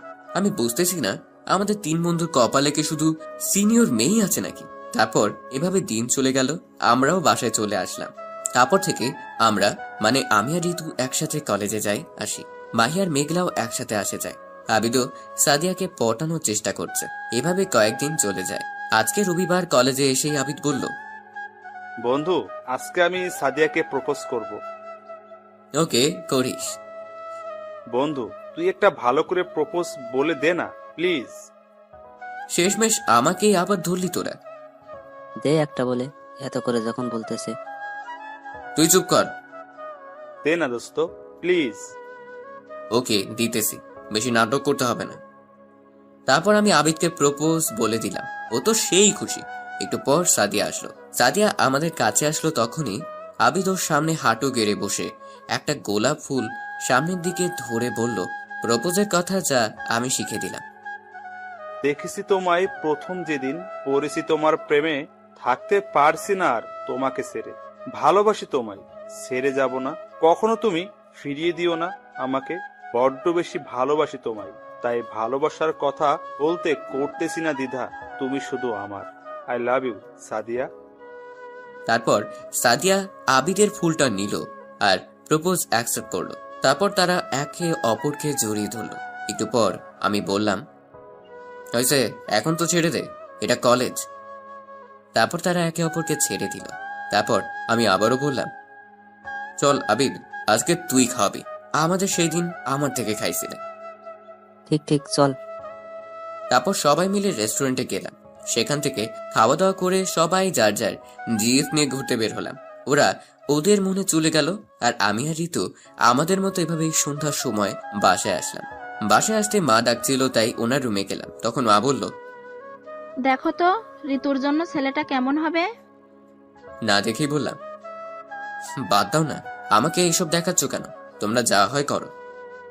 আরে একবার তো দেখো, তুই তো ঋতুর একটা ভাই, তাই না? তারপর মায়ের জোড়াজুড়িতে আমি ছবিটা দেখলাম, আর দেখেই আমি হা হয়ে গেলাম। একবার ছবির দিকে তাকাচ্ছি তো একবার মায়ের দিকে তাকাচ্ছি। মা দেখি হাসতেছে। তখন মা বলল, কি ভেবেছিস আমরা কিছু বুঝি না? আর সুইটি আমাদের সবই বলেছে। আরে গাধা, তুই না বললেই কি, আমরা তোর সাথেই ঋতুর বিয়ে দিতাম, আর সেজন্যই তো ঋতুকে আমাদের এখানে আনছি। কি? হুম। মা সেটা ঠিক আছে, কিন্তু ঋতুকে এসব বলবে না, ওকে? কেন? সারপ্রাইজ দিব। ওকে। আমি আর কিছু না বলে ঘরে চলে আসলাম।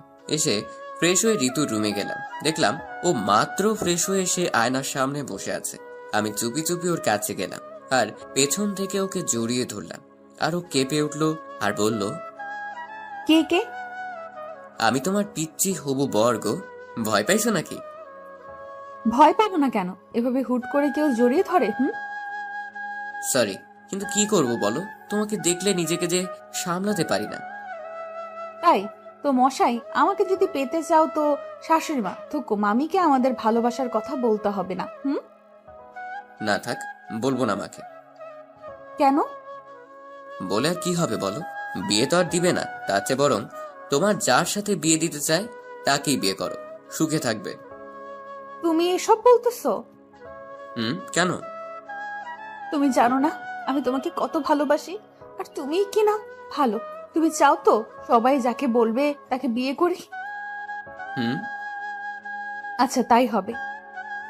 এই বলে কিন্তু কান্না করতে করতে চলে যেতে লাগলো। তখন আমি পেছন থেকে ওর হাত ধরলাম আর এক ঝাটকায় নিজের কাছে নিয়ে এসে জড়িয়ে ধরে বললাম, এত সহজে আমার ভালোবাসাকে ছেড়ে দিব নাকি? না, নিতে চাইলেও দিতেই হবে, কারণ তুমি তো এটাই চাও। আমি কি চাই সেটা পরে বলছি, তার আগে এই ফুলটা নাও আর একটা খুশির খবর শোনো। তারপর আমি ওকে ছেড়ে দিয়ে ওর সামনে হাঁটু গেড়ে বসে বললাম, হ্যাপি রোজ ডে আমার পাগলি। আর খুশির খবর হলো মা নিজেই চায় তোমাকে ছেলের বউ করতে। আর এই খাবার টেবিলে আমার কথাই বলেছিল, কিন্তু আমরা বুঝিনি। এটা বলার সাথে সাথে ঋতু আমার হাত থেকে ফুলটা নিল আর আমাকে জড়িয়ে ধরে কান্না শুরু করে দিল। বুঝি না মেয়েরা এত কান্না করে কিভাবে, আমাকে তো পিটাইলেও এক ফোঁটা পানি বের হয় না। তারপর আমি তাকে বললাম, এই পাগলি কান্না করতেছো কেন? জানো আমার কতটা কষ্ট হয়েছিল যখন তুমি ওসব বলেছিলে? আরে শয়তান পাজি। কি করছো? মারছো কেন? লাগছে তো। লাগুক, আমার বর আমি মারবো, আবার আমি তার সেবা করব। তোমার কি? তাই না? তাই। দাঁড়া, মজা দেখাচ্ছি। বলে ওকে আরো শক্ত করে জড়িয়ে ধরলাম। তখনও বলল, কি করছো? ছাড়ো, ব্যথা পাচ্ছি তো। পাও আমার বউ, আমি বুঝবো। তাই না? আর কিছু বলতে দিলাম না, তার আগেই বুঝতেই তো পারছেন 5 মিনিট পর ওকে ছেড়ে দিলাম। ও তখন বলল, এভাবে কি কেউ কিস করে? আর একটু হলে তো মরেই যেতাম। মরবে না গো। যাই হোক, শোনো না। বলো। চলো না, আজকে তো রোজ ডে, কোথাও থেকে ঘুরে আসি বিকেলে। ওকে। Thank you. হয়েছে, আর ঢং করতে হবে না। কি বললি? আমি ঢং করতেছি? আমাকে আর পাইকে এক দৌড়ে আম্মুর কাছে চলে আসছি।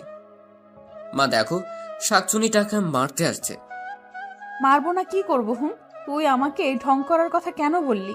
আর এখন আবার শাকচুন্নি বলতেছিস? তোকে তো আজ আমি খেয়েই ফেলবো। এই এবার থাম, তোরা অনেক ঝগড়া করেছিস। মা তুমি তো জানো আমি কত ভালো ছেলে। জানি তো, এমন ভালো যে মায়ের কাছে ভালোবাসার মানুষের কথা বলতে শরম পাই। মা ভালো হচ্ছে না কিন্তু। ঠিকই বলেছো মা, না মানে মামি। মামি বলতেছিস কেন? মাটাই তো ভালো ছিল। কয়েকদিন পরেই তো তুই আমার ছেলের বউ হবি। ওকে মা। তারপর ঋতু মাকে জড়িয়ে ধরলো আর আমার দিকে তাকালো। আমি তখন ইশারা করে বললাম, আমাকেও একটু জড়িয়ে ধরো। তখন ও হাসতে লাগলো, তাই আমি ঘরে চলে আসলাম। এসেই শুয়ে পড়লাম। তারপর দুপুর হয়ে গেল, আমি উঠে গোসল করলাম। একটু পর রীতি এসে ডেকে গেল খাওয়ার জন্য। তারপর নিচে গেলাম খাবার জন্য। খাবার টেবিলে বসলাম আমি আর আমার সোজা ঋতু। আমার মাথায় একটা শয়তানি বুদ্ধি আসলো, তাই আমি টেবিলের নিচ দিয়ে ঋতুর পায়ে সুরসুরি দিতে লাগলাম। সে খেতে পারতেছে না, শুধু চোখ বড় বড় করে আমার দিকে তাকাচ্ছে। আমি দেখেও না দেখার ভান করে আছি। তারপর এদের ঘরে চলে আসলাম, এসেই ঘুমিয়ে গেলাম। এদিকে আবিদ আর সাদিয়া তো সারাক্ষণ ফোনে কথা বলতে ব্যস্ত। হ্যালো জানু। শোনা বলো। কি করো বাবু? বসে আছি। তুমি কি করো? আমিও। খাইছো দুপুরে? তুমি? তাহলে দেখা করবে। অবশ্যই। ওকে, বিকেলে তাহলে দেখা হচ্ছে। বাই। বাই। বিকেল বেলা। এই আরাফাত, ওঠো না, বেড়াতে যাব, চলো। বলেই ঋতুকে ধরে কাছে নিয়ে এসে শুয়ে দিলাম। এই কি করছো? ছাড়ো, কেউ এসে পড়বে তো। আসুক, তাতে আমার কি। প্লিজ ছাড়ো, বেড়াতে যাব, চলো। আচ্ছা, ঠিক করে চল। তারপর আমরা রেডি হয়ে বাইরে এসে রিক্সা ডাক দিলাম এবং রিক্সা করে একটা পার্কে গেলাম। ওমা, গিয়ে তো আমরা অবাক যে আবিদ সাদিয়া ওরা বসে প্রেম করতেছে, আর আবিদ সাদিয়ার কোলে মাথা দিয়ে শুয়ে আছে।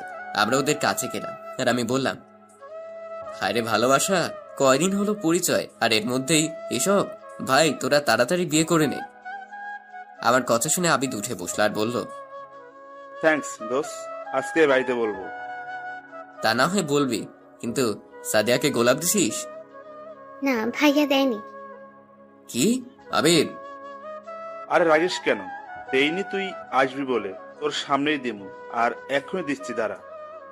ওই শালা, আমার দোহাই দিচ্ছিস বলেই কেলানি দিলাম।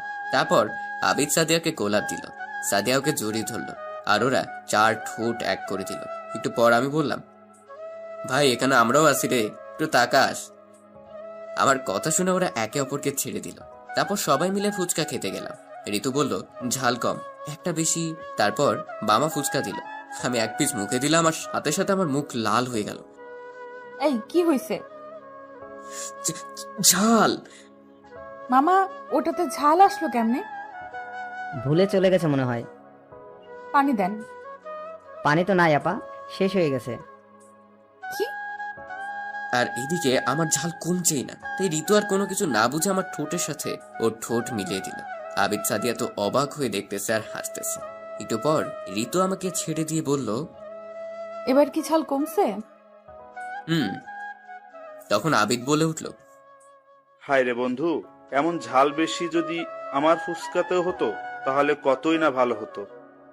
তারপর আমরা শরমে আর কোনো কথা বলতে পারলাম না। এভাবে আমরা সবাই মিলে ঘুরে বাড়িতে চলে আসলাম।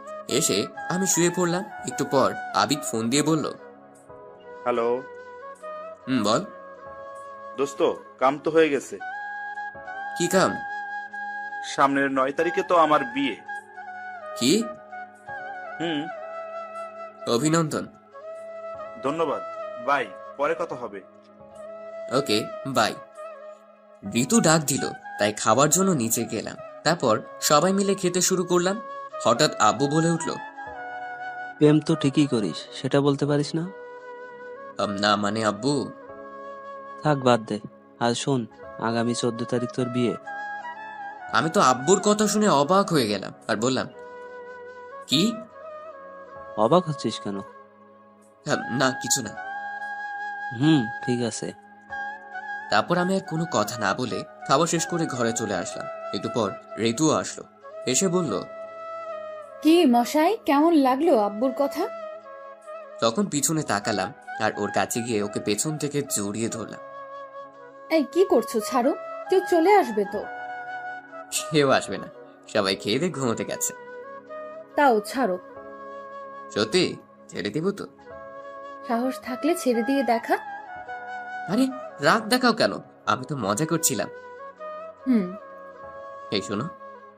কি? কালকে আবিদের গায়ে হলুদ, পরের দিন বিয়ে। কি? একটু আগে ফোন করছিল। তাহলে ওদেরও একটা ব্যবস্থা হয়ে গেল।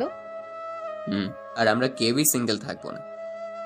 মশাই, এবার ছাড়েন, আপনিও ঘুমান আর আমিও ঘুমাতে যাই। না, আজকে তুমি আমার সাথে থাকো। ইস, শখ কত! আর তো কয়েকটা দিনই, তারপর তো আমরা এক হয়ে যাব। আমার যে আর এই কয়দিনই যাচ্ছে না। হয়েছে, এখন ঘুমাও। সকালবেলা? এই আরাফাত, ওঠো, সকাল হয়ে গেছে। কি করতেছো? ওঠো। আরে বাবা, উঠতেছি। এত রাগ দেখাও কেন? কালকে যে বললে আবিদের গায়ে হলুদ, আজকে তো আবিদ তো তোমাকে নিতে আসছে। কি? ওকে ওকে, উঠতেছি। তারপরও নিচে চলে গেল আর আমি উঠে ফ্রেশ হয়ে নিচে গেলাম। দেখি আবিদ বসে আছে। কিরে, তুই এখানে? আসতেই হলো তোর বাড়িতে দাওয়াত দিতে আর তোকে আর ঋতুকে নিতে। আচ্ছা, বুঝলাম। এখন চল। আন্টি, আপনারা কিন্তু অবশ্যই আজকে বিকালে যাবেন। তারপর আমরা সবাই মিলে চলে গেলাম। আমি জানি কি জন্য নিতে আসছে, মার্কেটে যেতে হবে যে। একটু পর আমরা সবাই মিলে একটা মার্কেটে চলে আসলাম। ওমা, এসে দেখি মাহি, মেঘলা, সাদিয়া সবাই দাঁড়িয়ে আছে। আমরা ওদের কাছে যেতেই, কিরে এতক্ষণ লাগে তোদের আসতে? আর বলিস না, মেয়েদের সাজাতে কতক্ষণ লাগে জানিস না? ওই এখন আমার দোষ তাই না? আমি সাজতেছিলাম, তুমি যে ঘুমিয়েছিলে তার বেলা। আচ্ছা বাদ দাও, চলো সবাই ভেতরে। তারপর সবাই মিলে বিয়ের মার্কেট করে বাসায় চলে আসলাম, কারণ বিকেলে আবার গায়ে হলুদ। তারপর বাসা আসার সময় বলে আসলাম 14 তারিখ আমার আর ঋতুর বিয়ে। সবাই অভিনন্দন জানালো। তারপর বাসায় চলে আসলাম। বাসায় এসে গোসল করে খাওয়া দাওয়া করলাম, তারপর ঘুমিয়ে গেলাম। আসলে আমার শরীরটা খারাপ লাগতেছে, তাই আর ওর বাড়ির কোনো কাজে গেলাম না। বিকেলে তাড়াতাড়ি করে আমি আর ঋতু ওদের বাড়িতে চলে গেলাম। বাবা মা আজকে নাকি যাবে না। তারপর থেকে আমিও টুকটাক কাজ করতে লাগলাম। এভাবে সন্ধ্যা হয়ে গেল, আর তারপর থেকে গায়ে হলুদের অনুষ্ঠান শেষ হলো। রাতে আমরা আর বাড়িতে আসলাম না। পরের দিন সকালে তাড়াতাড়ি ঘুম থেকে উঠে আমরা সবাই কাজ করতে লাগলাম। তারপর দুপুর প্রায় হয়ে গেল, আমরা বর নিয়ে চলে গেলাম সাদিয়াতের বাসায়। তারপর বিয়েটা হয়ে গেল, সবাই বউ নিয়ে চলে আসলাম। রাতে আমি আর মাহি মিলে অনেকক্ষণ আবিদের সাথে মজা করে বাসর ঘরের কাছে আসলাম। এসে দেখি ভাবিরা দাঁড়িয়ে আছে। তারপর তাদের কোনো মতে বুঝিয়ে আবিদকে ঘরে ঢুকিয়ে দিলাম। তারপর কি হলো আবিদ আর সাদিয়া জানবে, কারণ আমি তো ভিতরে যাইনি, তাই বলতে পারবো না। শুধু এতটুকু জানি ওরা সুখের সাগরে ভাসতেছে। এভাবে কয়েকদিন চলে, আর 2 দিন পর আমার বিয়ে ভাবতেই আমার কেমন জানি লাগতেছে। তারপর আমি মাহি আর আবিদের বাসায় চলে গেলাম। তারপর ওদের বাসায় সবাইকে দাওয়াত দিতে ওদের নিয়ে চলে আসলাম মার্কেটে। সাথে ঋতু, সাদিয়া, মেঘলাও ছিল। তারপর সবাই মিলে মার্কেট শেষ করে বাসায় চলে আসলাম। ওদের বললাম কালকে তাড়াতাড়ি চলে আসতে, কারণ বিকেল আমার গায়ে হলুদ।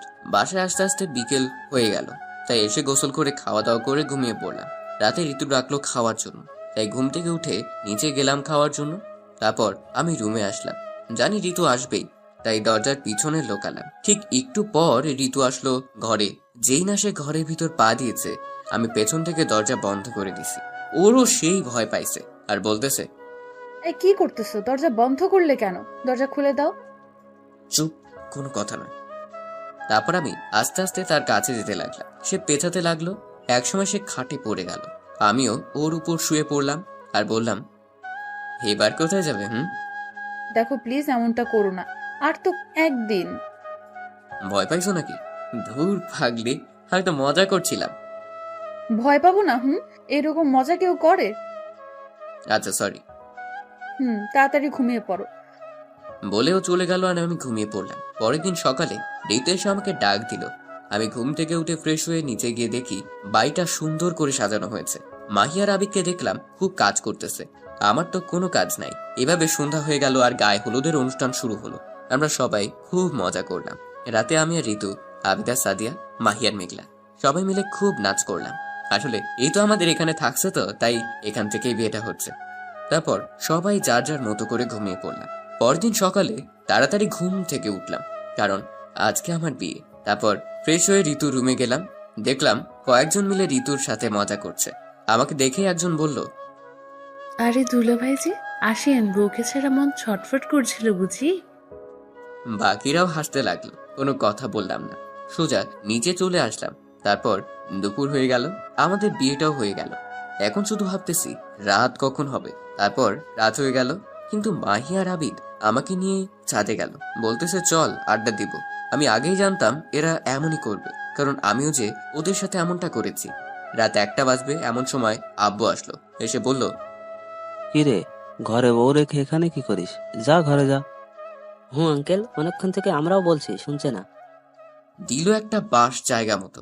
তারপর আমি আমার বাসর ঘরের সামনে দাঁড়িয়ে আছি। ভিতরে যেতে কেমন জানি লজ্জা করতেছে। তারপর কোথা থেকে ভাবিরা আর ওই হারামি দুইটা এসে ধাক্কা দিয়ে ঘরে ঢুকিয়ে দিল আর বলল, সাবধানে বিড়াল মারিস। তারপর আমি ভিতরে ঢুকে দরজা বন্ধ করে দিলাম। ঋতু এসে আমার পা ধরে সালাম করলো আর বলল, যাও উজু করে আসো, 2 রাকাত নামাজ পড়বো। তারপর আমি অজু করে আসলাম। তারপর নামাজ পড়লাম এবং ওখান থেকে ঋতুকে কোলে করে বিছানায় নিয়ে গেলাম।